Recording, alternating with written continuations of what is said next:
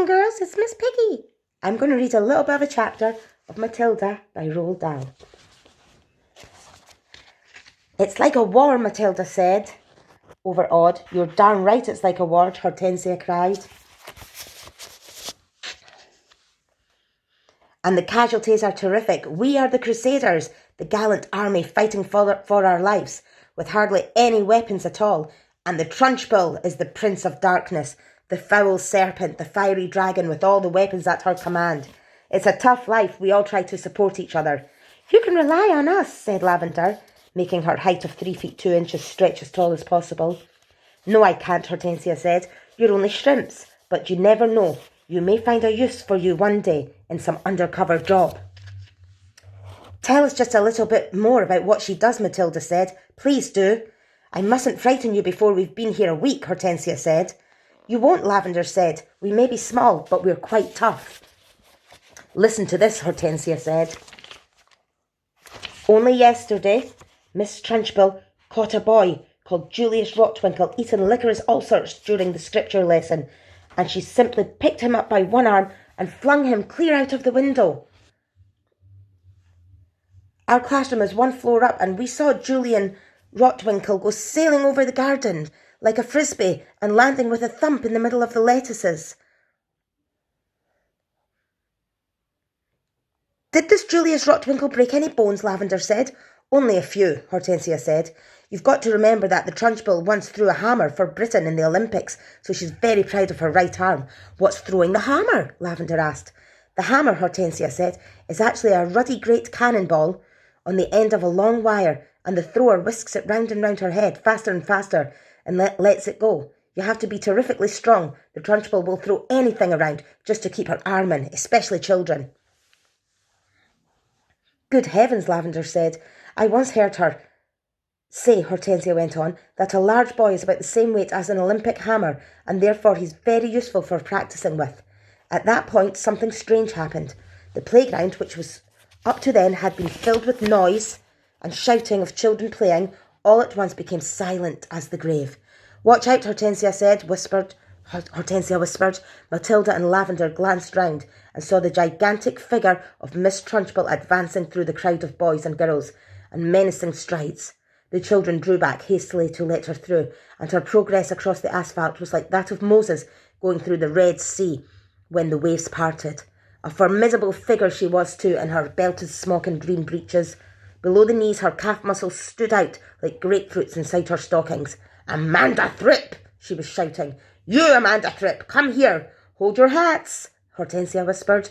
What's going to happen? Lavender whispered back. That idiot Amanda, Hortensia says, has let her hair grow long, even longer during the halls, and her mother has plaited it into pigtails. Silly thing to do. Why silly? Matilda asked. If there's one thing the Trenchbull can't stand, it's pigtails, Hortensia said.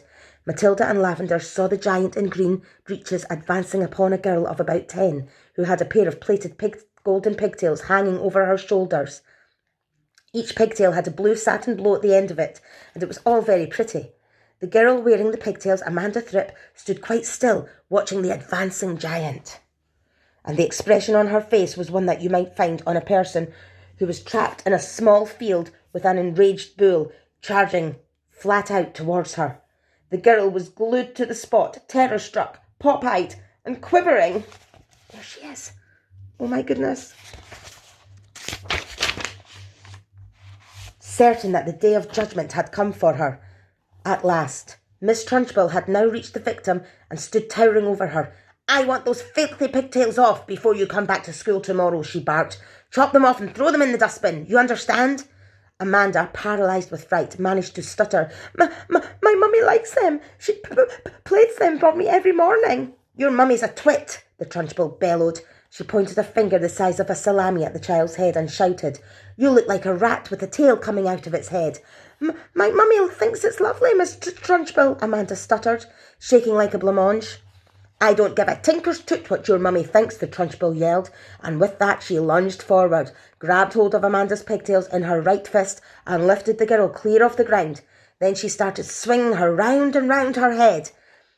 Faster and faster, and Amanda was screaming blue murder, and the Trenchbull was yelling, I'll give you pigtails, you little rat. Shades of the Olympics, Hortensia murmured. She's getting up to speed now, like she does with the hammer. 10 to 1 she's going to throw her. And now the Trunchbull was leaning back against the weight of the whirling girl and pivoting expertly on her toes, spinning round and round, and soon Amanda Thrip was travelling so fast she became a blur. And suddenly, with a mighty grunt, the Trenchbull let go of the pigtails, and Amanda went sailing like a rocket right over the wire fence of the playground and up into the sky. Whee! Well thrown, sir, someone shouted from across the playground, and Matilda, who was mesmerised by the whole crazy affair, saw Amanda Thrip descending in a long, graceful parabola onto the playing field beyond. She landed on the grass and bounced 3 times and finally came to rest. Then, amazingly, she sat up. She looked a trifle dazed, and who could blame her? But after a minute or so, she was on her feet again and tottering back towards the playground. The Trunchbull stood in the playground, dusting off her hands. "Not bad," she said, "considering I'm not in strict training. Not bad at all." Then she strode away. "She's mad," Hortensia said. "But don't the parents complain?" Matilda asked. "Would yours?" Hortensia asked. "I know mine wouldn't.